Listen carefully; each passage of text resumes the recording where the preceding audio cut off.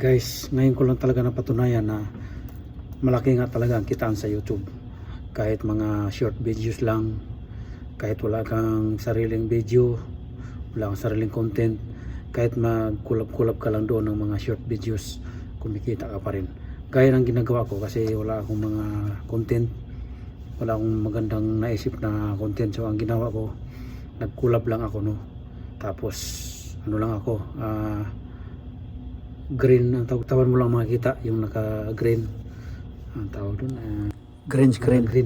Tapos inahide ko yung katawan ko, pinapakita ko ng sandali yung kuan, yung halimbawa yung sumasayaw, kagaya niyan yung kinukulab ko na dancing lady.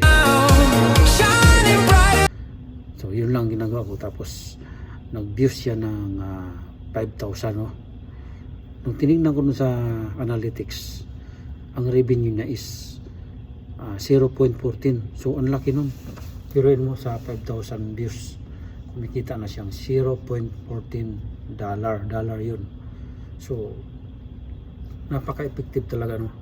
Kaya sabi ko dito na lang talaga ako mag-focus sa YouTube kasi napakaganda. Bukod doon, nadadagdagan yung subscriber ko. Gaya niya, no. Ayan, meron ako kaagad na 7 subscriber ngayong araw lang to, bukod pa yung bukas nakaraan. Tapos meron ako ngayong 3,111 subscriber. So unti-unti yung pataas ng pataas hanggang sa pag dumami yung subscriber mo, siyempre padami rin ang padami yung viewers mo. Bukod doon, pag dumami yung viewers mo, siyempre dadami rin yung earnings mo. So try nyo ganyan, guys, kasi ako nasubo ko na talaga yun.